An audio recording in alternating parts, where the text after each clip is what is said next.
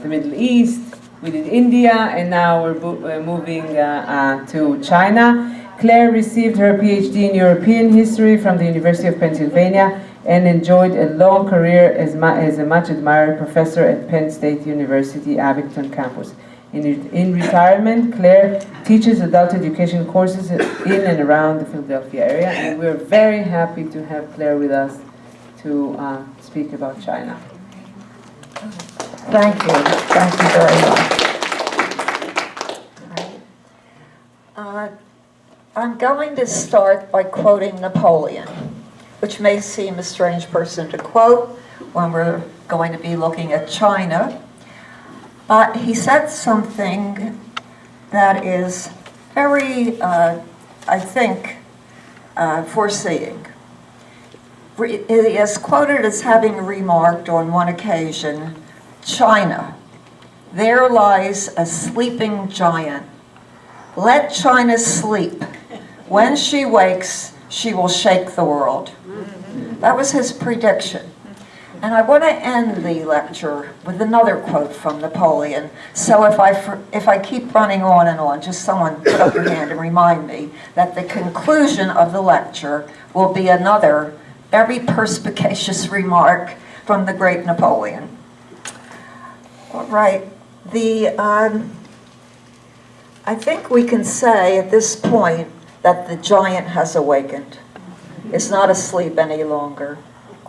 In fact, if you look at the most recent economic totals, the world's 5 largest economies, the United States first, second China, third Japan, fourth Germany, and fifth India.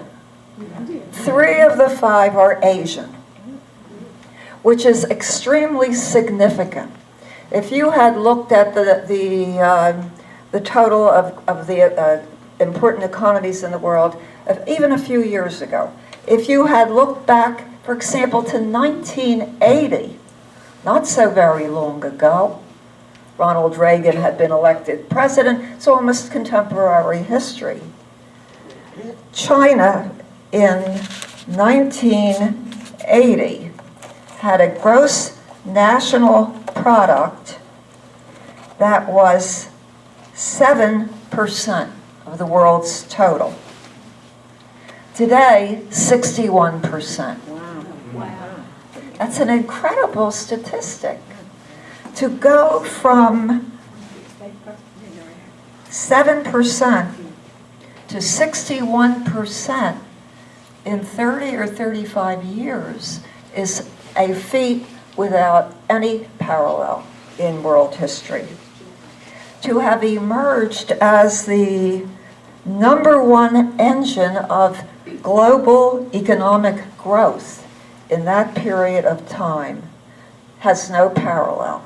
They have covered what might have been 300 years of economic progress in 30 years. Just to give you an idea of a couple of the statistics, the average per capita income in China in 1980 was $193, $2 a day. In 2015, $8,100 per capita. Life expectancy in 1949, China, 36 years. 2014, 76 years. This is the most extraordinary of all. The literacy rate in 1949 was 20%.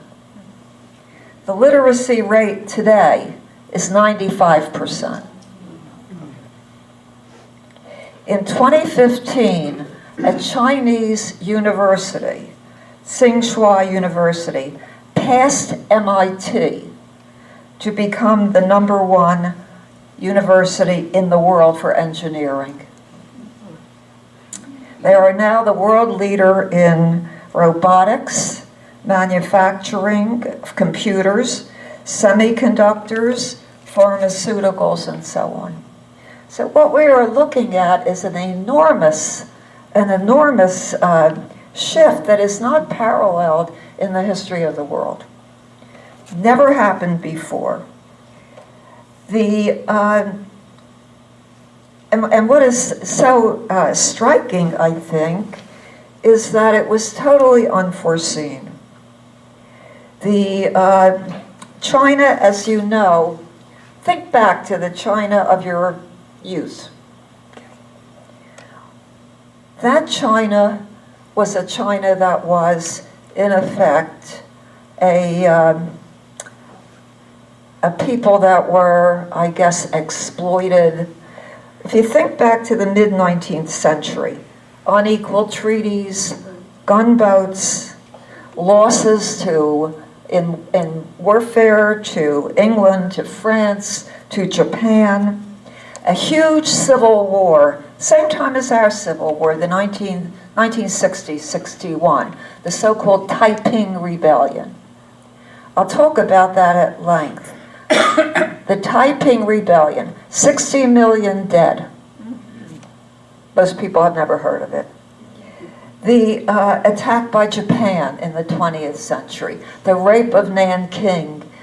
China was a victim state, weak, poor, divided, pitiful. Even after the communist takeover, the Great Civil War in 1949, the communist takeover, the policies that they implemented were so disastrous that the so-called Great Leap Forward, that was an attempt to go from agricultural to a more modern economy, 95 million dead, they think. So this was a third world country, a pariah country after Mao Zedong, and a country, I guess the whole thing may be epitomized. There is a famous park in Shanghai. You probably know this story. A famous park. Shanghai was one of the great centers of European business in China. And there's a famous a poster in the park. And the poster, and it's very famous, the poster read, "Dogs and Chinese not allowed." So, to the Chinese, this is like yesterday. Not only to have, because what we don't understand is that up to the middle of the 19th century, China was considered a great power, a great culture. People came from Europe to attempt entry into the Chinese market. It was one of the great cultures, if not the greatest in the world. And to have gone in 1 century from that kind of greatness. The Chinese, they called their China the Middle Kingdom. What did that mean? Heaven above, earth below, and in the middle, China. Not a country among countries, but the celestial empire, the Middle Kingdom, different from all. As Confucius said, there are not two gods in heaven, and there are not two powers on earth. China conceded, and to go from those heights to the depths of Chinese and dogs not allowed in a park in a major city of theirs is has a psychological effect that it's very difficult for us to fathom. And I think also we have to understand something else. We are now confronted by a rising world power, a power that is in many ways beginning to challenge American hegemony. And so this is an alarming, I don't know, did any of you hear Pence's speech 2 weeks ago, or a week and a half ago? It was a very important speech. It was lost in all the brouhaha over the Supreme Court. So nobody actually paid it the attention that it deserved. But the Wall Street Journal announced, Mike Pence announces Cold War II. We are now, it's interesting, when Cold War I ended, you remember Yeltsin arrived on the scene, that famous New Year's Day broadcast, I think it was 1991. We made a terrible mistake in 1917. We're going to try to atone for that. Terribly sorry, it was a mistake. In a sense, the Cold War was over at that point. And people celebrated what was called the end of history. It was a famous book that came out by a young Harvard historian, Francis Fukuyama. Any of you know the name? It was the end of history. And what he was saying was simply that in each century, one power assumes hegemony. And that power, in a sense, guarantees the international order. In the 19th century, it was the British. In the 18th century, it was La Grande Nation, France. We can go back further, find the Dutch, for example, in the 16th century, who represented the great nation.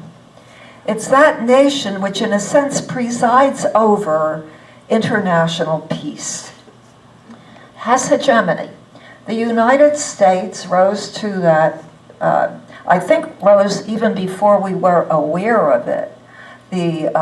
Probably in 1916, if you look at economic history, it was in 1916 that American production, factory production, agriculture, surpassed that of any other country in the world. That's why when the U.S. entered World War I in 1917, it turned the balance. In a sense, the war ended as the American troops began to arrive in France. And Ludendorff, as you know, went to the Kaiser and said, the war is over, we've lost. What do you mean we've lost? We've just beaten the Russians, we've taken over Eastern Europe, we have troops in Belgium, we're lost. We know in World War II, when Churchill was confronted in 1940, when England was alone in 1940, his son came in and he was in very good spirits. He had just taken over as prime minister. The Germans were about to start their bombing campaign. They were all alone. France had fallen. And he was in good humor. And his son, I'll have to paraphrase this, I don't know the exact word. His son said to him, "You're in a very good humor for such desperate straits we're in." And he said, "I have a plan. I'm going to get the United States in."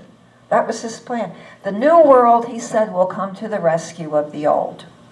And after World War II, we had that protracted Cold War with the Russians. But when that was over, they hailed, well, there's not going to be, how could there be another contest, another Cold War? Fortunately, it was cold. It was not a hot war as World War I had been.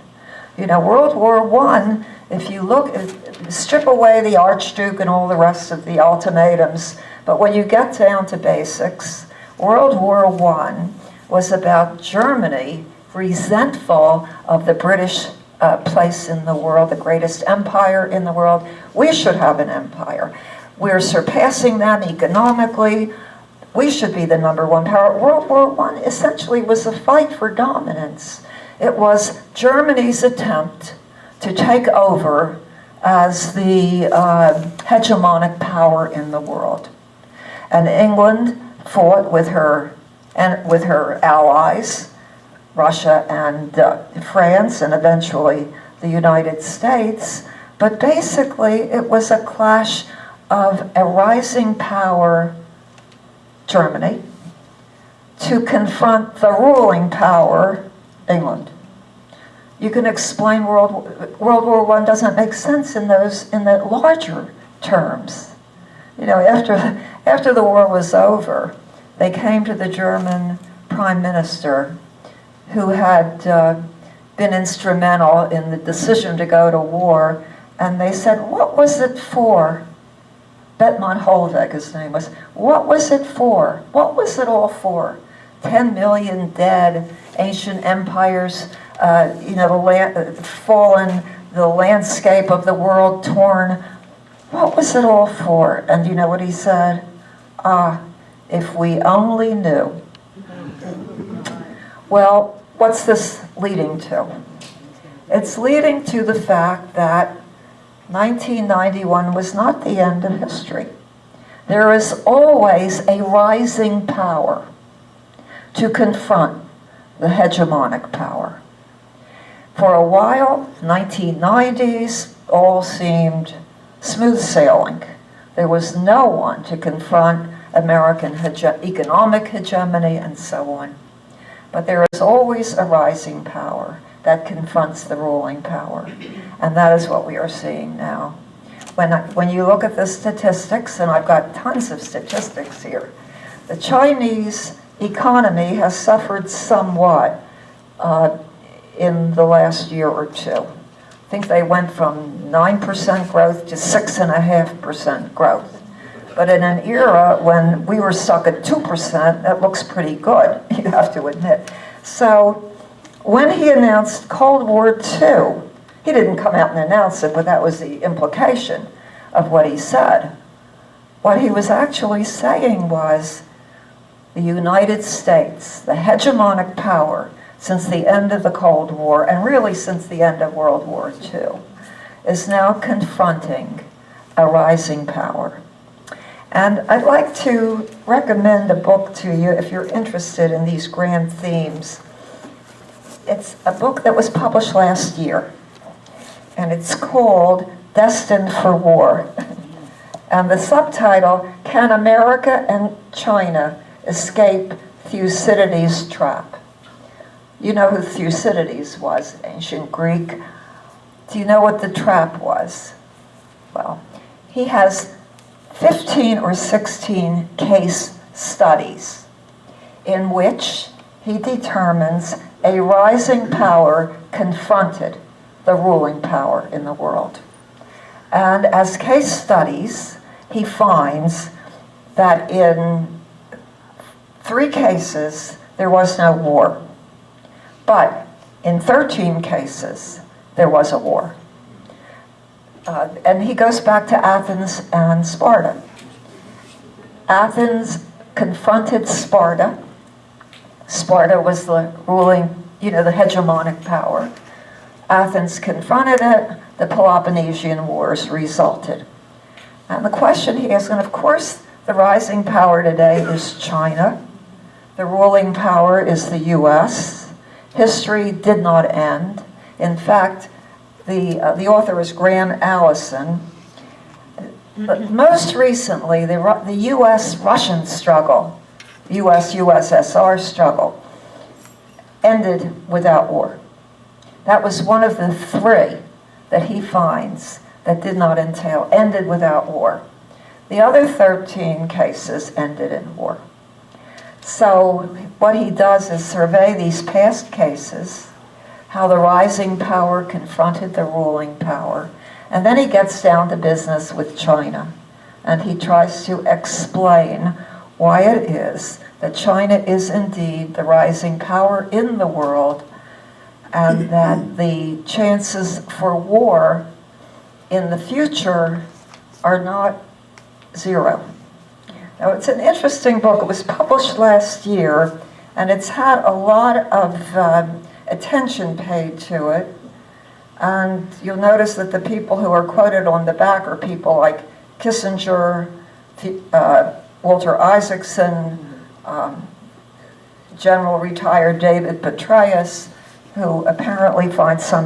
Well, this is a long around way of saying that today, looking and studying China is merited simply because of the issues that are going to come up in the next decade or 2. And it's interesting also that in 2012, Xi Jinping became president. He's now president for life. In other words, He is filling the role of the emperor of the past. He said this in 2012. The greatest Chinese dream is the great rejuvenation of the Chinese nation. In other words, make China great again. Okay. And he also said, the reawakened sense of destiny is an overpowering force. And so these were his remarks in 2012. And he also said this is 2014.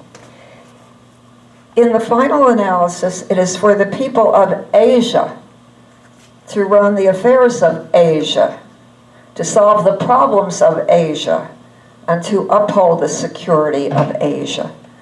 So what you see here is an extension beyond make China great again to the time when China, in fact, dominated Asia, sat on top, was attended by what were known as the tributary states. They were the major states of Asia: Japan, Korea, Vietnam, the Okinawa, the Ryukyu Islands, whole variety of states that came to China, abased themselves before the emperor, performed the ceremonial kowtow, and assumed their position in the system as sons, inferiors to the superior. Well, I'm going to spend a lot of time on Chinese, I guess, the evolution of those concepts. But imagine, is that, in fact, what the Chinese think about as they look forward, evicting the U.S. from Asia, evicting the West from Asia, and assuming the role that they played for centuries. I'm going to give you a map of China to begin with. I don't know if I have enough for all. I may have to. So you just get you can get an idea. This is the largest population in the world, 1.3 billion, I think, and the third largest landmass in the world. And let me give you the just to keep in your notes and have reference to. Taiwan is different.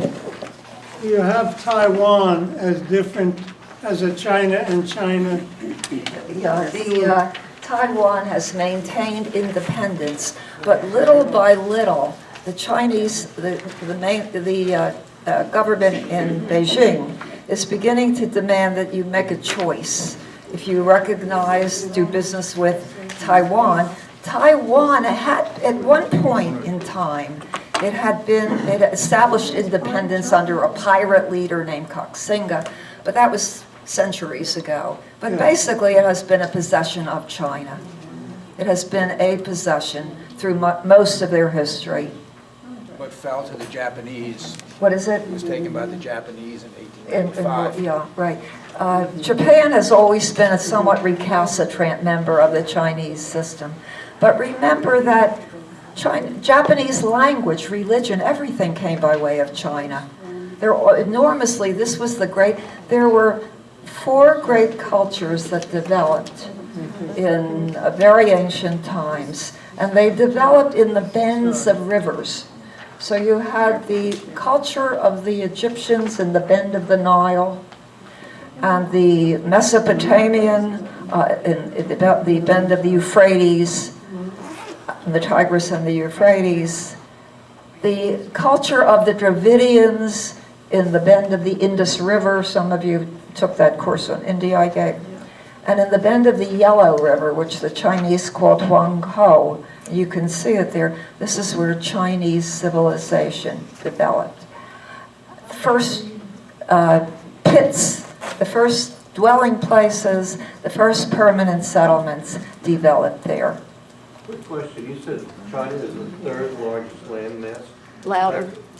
You said China is the 3rd largest landmass? I think so, behind Russia. Number 1. What's number 2? I think Brazil. Brazil. I think Brazil has the largest landmass. I may be wrong. I know they're the 3rd. Yeah, yeah.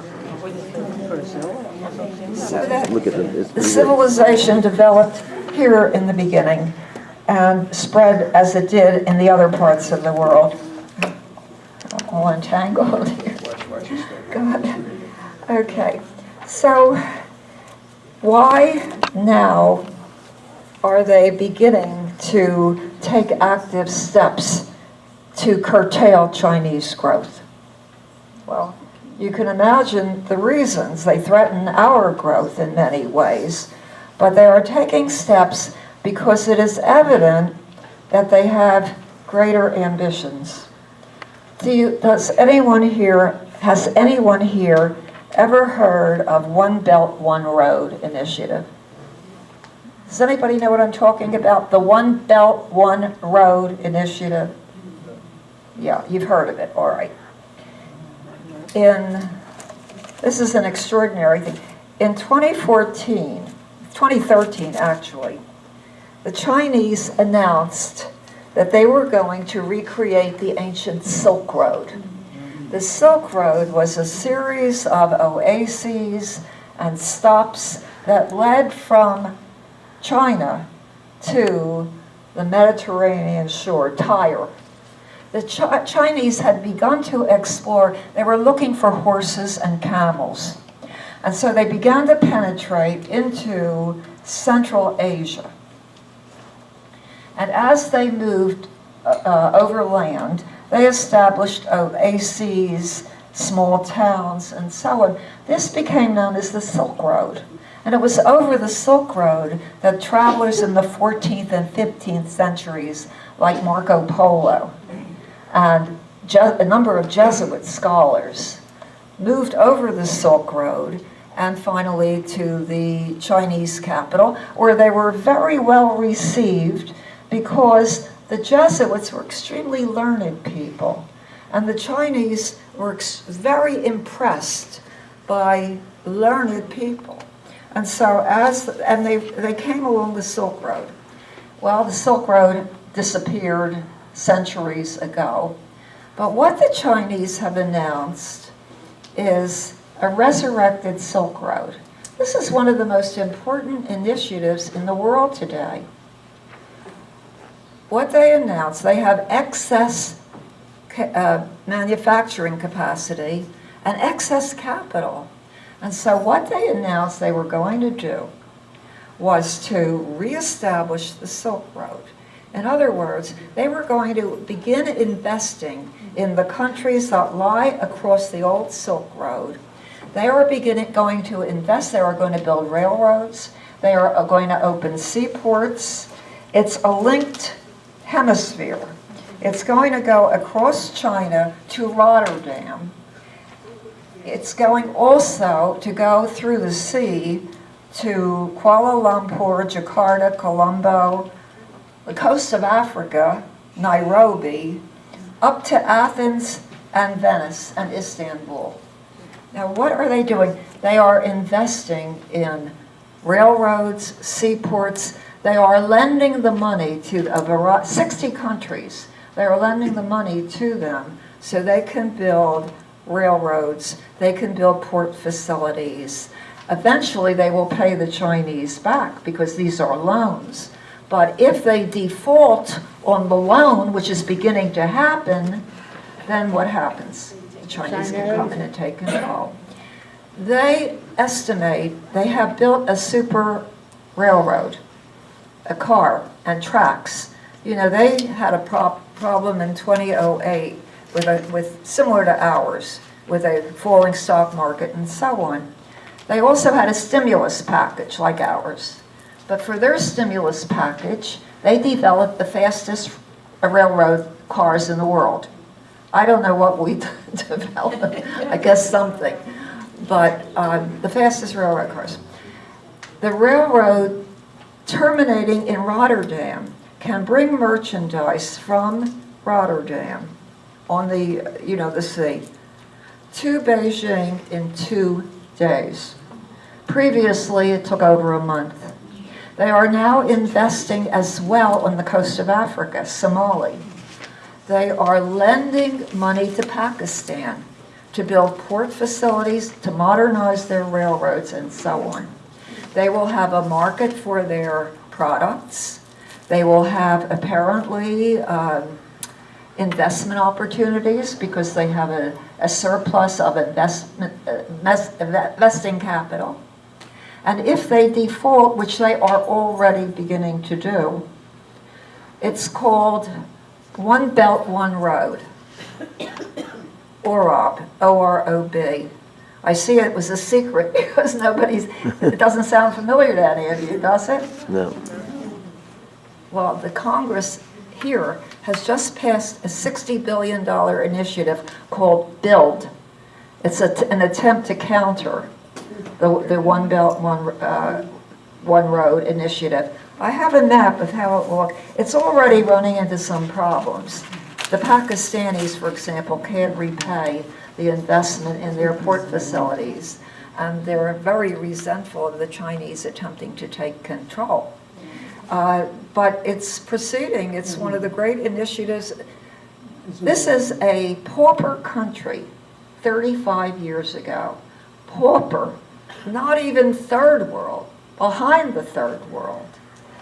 Impoverished, millions of dead. Remember the excesses of the communists when they took over. The Cultural Revolution, where everything old was out. Old books, old people, everything old. One after the Cultural Revolution, it was a country that appeared to be going through a nervous breakdown. They have recovered in 35 years. And I want to give you a map of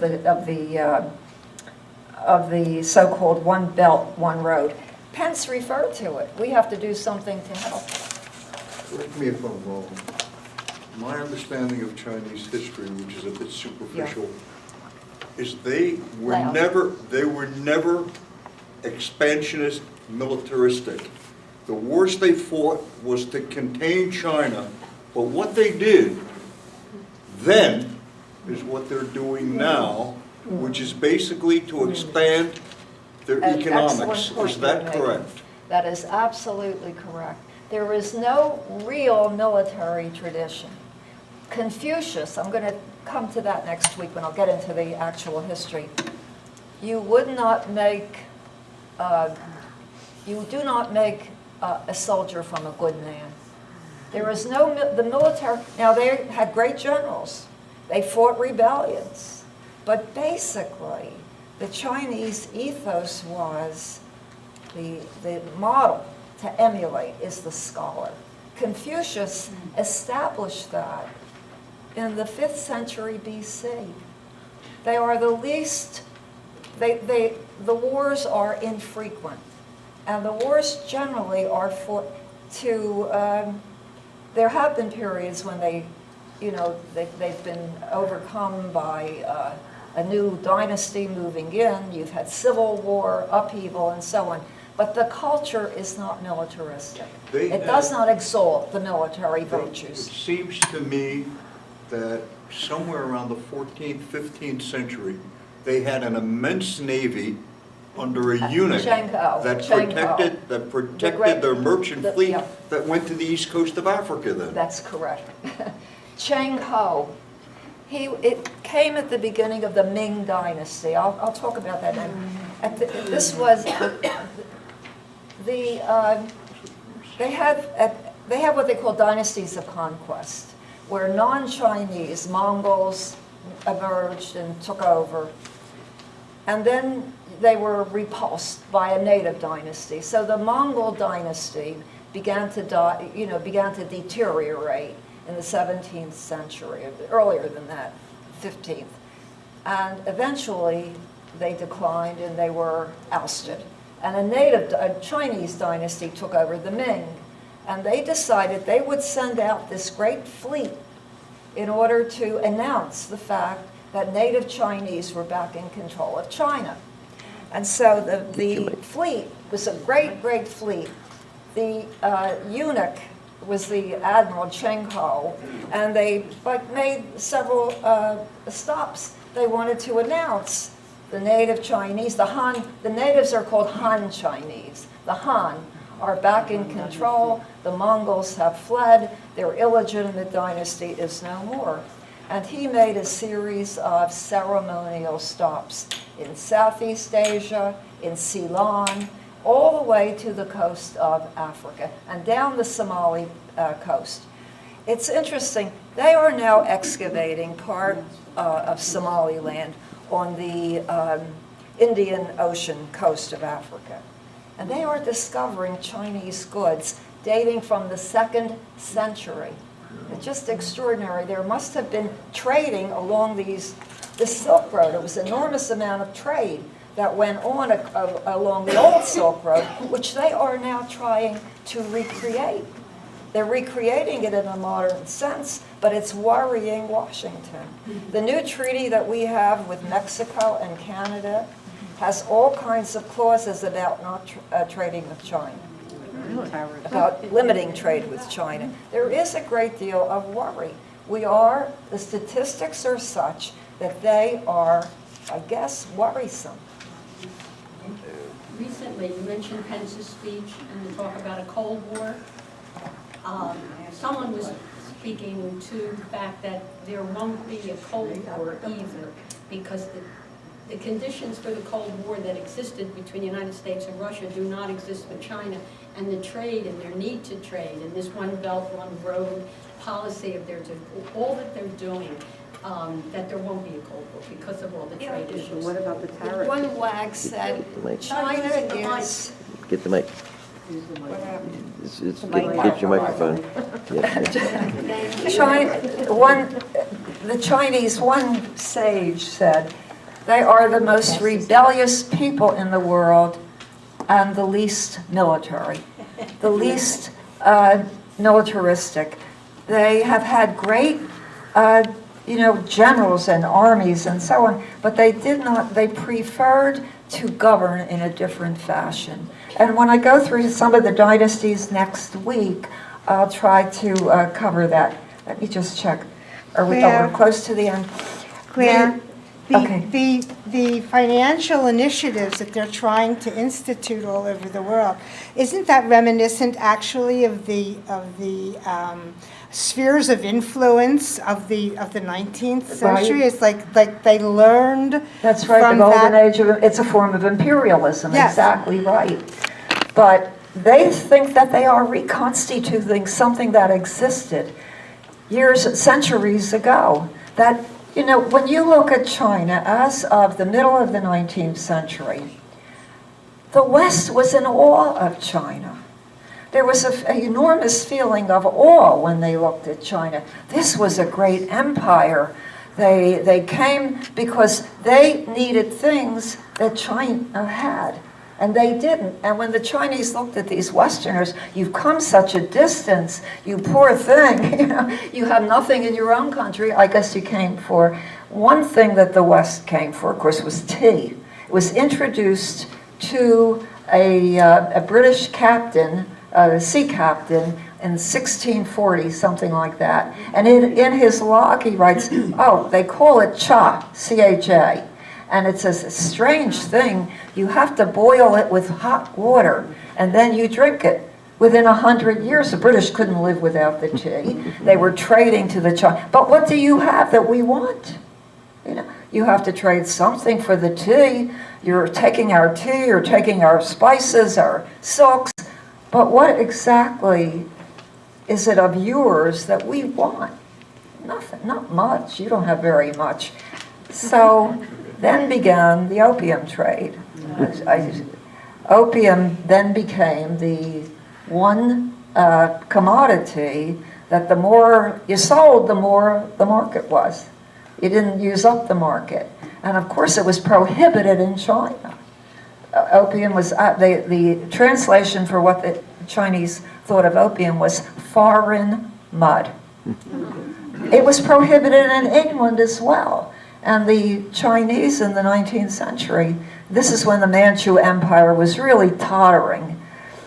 They said, you're forcing us to take something that you don't allow in your own country. Is there something unseemly about that? And this was the first stitch that was pulled out of the fabric. And it was downhill. It was imperial twilight, beginning with 1840.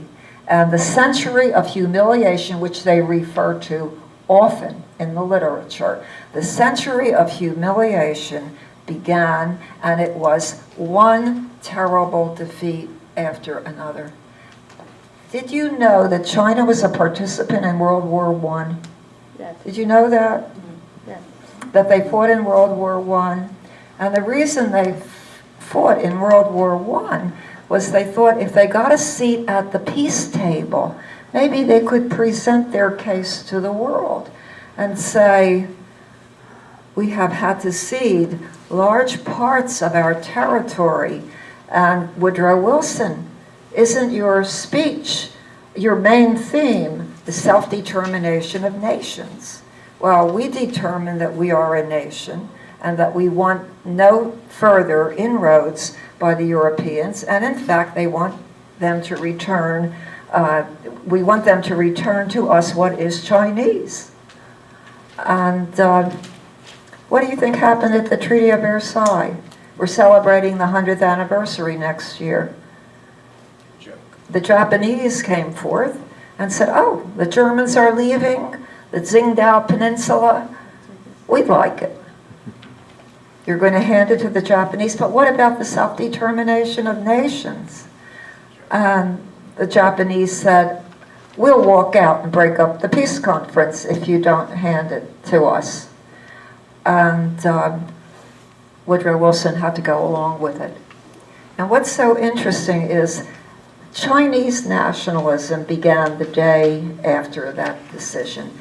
There were demonstrations in the halls of Beijing University. The young students came out and they demonstrated, we know now that Woodrow Wilson lied. We know the Westerners are all great liars. We know that we are alone in the world, and we know that we must struggle. It was called the May 4th movement. And remember when there was a demonstration against the communists and that young man stood up against the tank? Remember that? They cited the May 4th movement of 1919 when the Chinese nation finally stood up. Well, we have a long way to go with that. You want to hand this out? Would you do me a great favor? I can't, but someone else You can will. have it. Oh, thanks so much. This is the One Belt, One Road initiative, because I think the grasp, what they are. Let me just finish. I told you I wanted to come back to Napoleon, all right? So let me come back. This is just my introduction. Next week we're going to begin with Confucius, how the Chinese state evolved, and so on, and what the theories were. But by way of introduction, okay. In 1793, the British decided they would send a mission to the Chinese court, and they would ask that more ports be opened. As it was, they could only trade at one port. The port was then called Canton. It's now called Guangzhou. But they were restricted. The Chinese restricted European trade to one single port, and it was insufficient. And so the British decided they would send a mission over to the court to try to persuade them that England was a great country and that they should open some more ports. It was led by a man named Macartney, Lord Macartney. It took them 8 months to get there. They were traveling overland, and they had a terrible time getting there. But they brought all kinds of gifts, all kinds of things they thought would impress the Chinese. Manufactured cloth, examples of British technology of the 18th century. They wanted to impress the Chinese emperor if they were successful enough on getting in to see him. Well, it happens that one of the great Chinese emperors was on the throne at the time, the Qianlong Emperor, and he consented to see them. But they were told that anyone who came into the presence of the emperor must perform the ceremonial koto. that was, you couldn't see the emperor if you didn't. Well, what's that? McCartney asked. And he came with all kinds of gifts. Well, you have to bend your knee 3 times and bow 3 times. And you do that 9 times in all. You bow and you bend the knee. I can't do that. How can I, a representative of the British sovereign, the great George III, how can I possibly perform a koto? And you won't see the emperor. He said, well, I brought a picture of George III. Well, the Chinese bow to him. Oh, no, he's a king. Qianlong is an emperor, so he won't do that. Well, apparently, he got down, he sort of bent a little bit. He did a semi-koto. So the Chinese decided he was a barbarian, it didn't really count. Okay, they would let him come into the presence of the king, the emperor. And the emperor gave him a letter to take back to the King of England. This is what the letter, it's a famous letter, it's called the McCartney letter. When foreigners who come seeking audience with me are sincere and submissive, then I always treat them with kindness. If they come in arrogance, they get nothing. As the greatness and splendor of the Chinese emperor has spread its fame far and wide, foreign visitors from 1,000 parts of the world crowd hither over mountains, seas, to pay their homage and to bring us the rarest and most precious offerings. What is it that we can want here? Strange and costly objects do not interest me. We possess all things. I set no value on objects strange or ingenious, and I have no use for your country's manufacturers. There's nothing we do not have. So we have never needed trade with foreign countries. As the tea and silk and porcelain which the Celestial Empire produces are absolute necessities to European nations and to yourselves, we have permitted as a single mark of favor that you may trade at Canton so that your wants might be supplied and your country thus participate in our beneficence. Now there was a famous, you have nothing we want. Stay home. But since you need our tea, you need our porcelain, you need our silk, there's one port where you can come and trade under very restricted conditions. Well, McCartney was infuriated. You can't talk to the King of England, send a message to the King of England like that. This is outrageous. Nevertheless, go home. You have nothing we want. So that's what happened. He had to leave, and he went home. Very angry. It's a very famous letter dismissing the idea of trade with the West. As he said, there's nothing you have that we want, and anything you have, we don't need. The next mission, 1819, about almost 100 years later. No, it wasn't, it was about 30 years later. Another mission appears, Lord Amherst. Now, at this point, England was the conqueror of Napoleon. They had beaten the French in the war. They were the greatest trading power in the world. Now would be maybe the time to open up the dialogue. So Lord Amherst went to the court. He was received at the court, and he was told, you have to do the koto before we receive you. What's a koto? 9 knockings, 3 kneelings, and 9 knockings. I can't do that. Don't you know that the King of England is the conqueror of Napoleon? We presided the Battle of Waterloo. We have the greatest general in the world, Wellington, the greatest civilization in the world, etc., etc. Well, then you can't come and see the emperor. Well, on the way home, he was very annoyed. On the way home, it's called the Amherst mission, they decided to stop in St. Helena. They had ship problems. So they decided they would stop in St. Helena. Now you know who is the most famous prisoner of all time, was on St. Helena. And Lord Napier said, I'd like to meet Napoleon, if possible.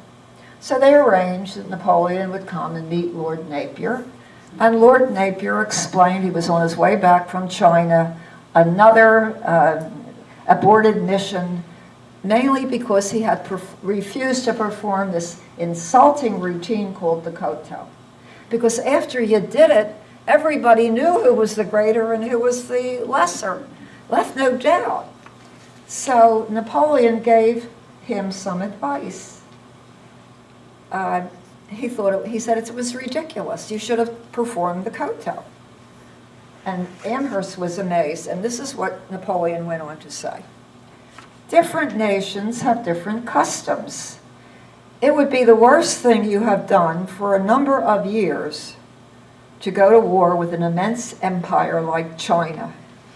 You would doubtless at first succeed, but you would teach them their own strength. They would be compelled to adopt measures to defend themselves against you. They would consider and say, quote, we must try to make ourselves equal to this nation. Why should we suffer a people far away to do as they please to us? We must build ships. We must put guns onto them. We must render ourselves equal to them. They would get artificers and shipbuilders from France and America, and even from London. They would build a fleet, and in the course of time, they would defeat you. What do you think of that? They didn't call Napoleon great for nothing. That was the advice. Well, that was the state as they stood at the... No one knew how close China was to the end of its glory days. In Chinese history, the great dynasties usually go on for about 250, 300 years. And in the last maybe 30, 40, 50 years of a dynasty, you begin to see signs of weakness. For example, the harvests aren't good. Local rebellions break out. People resent paying higher taxes. There are a lot of little things begin to accumulate. Corruption occurs at the court, inevitable in every long-lived regime. And you begin to see little cracks in the edifice appearing. And soon you have small rebellions, farmer rebellions, and so on. And that's a sign. This is a theory that they adopted or became popular in the BC era, the Han Dynasty. Excuse me, not the Han, the Zhou Dynasty.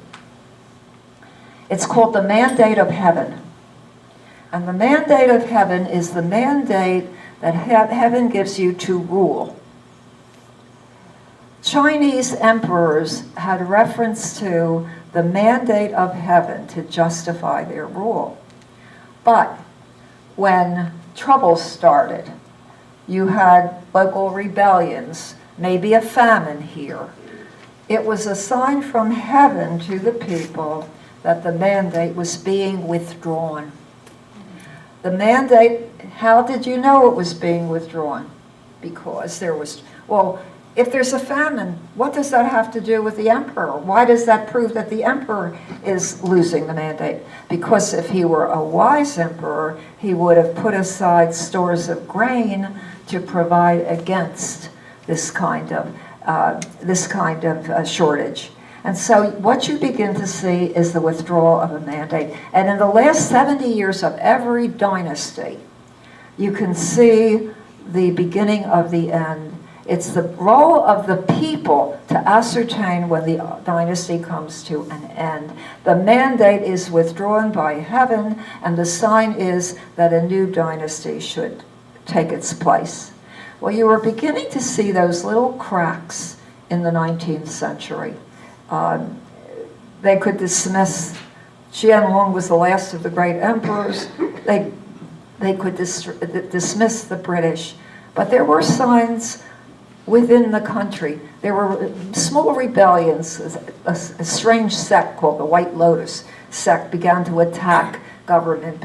You could see all the signs coming: corruption, economic hardship. And so that was a sign that the mandate was passing. But the great question is, to whom would the mandate pass? And in essence, what you have all through Chinese history is, someone said, the least revolutionary of peoples, the most rebellious. The model was set in the BC era. The model of what constitutes good rule, how a country should be governed. So you had the model that was set 2,000 years ago. And they are the most rebellious because the mandate changed over and over. One dynasty succeeds another. But they are the least revolutionary because the same theory that undergirded the first dynasty, the dynasty that proclaimed the first emperor, the Jin dynasty, Jin Shi Huangdi, in the 2nd century. After that came in, every other dynasty followed the same rules, the same dynamic, the same system, tributary system, the same philosophy. So what was happening, though, in the 19th century was something different. What was happening was not just simply that the mandate was passing and that the dynasty had been in power too long, but that this time it would not be another dynasty succeeding, the whole system would implode. And it's imploded starting maybe in 1840 with the Opium War, and it kept on imploding through the rest of the 20th century and into the 21st. And maybe only in this century has in a sense, the dynamic stopped and a new form has taken root. Okay, I think we're out of time, so thanks for your attention. Next week I'm going to start with the Confucian state and how that dominated Chinese thought for 2,000 years.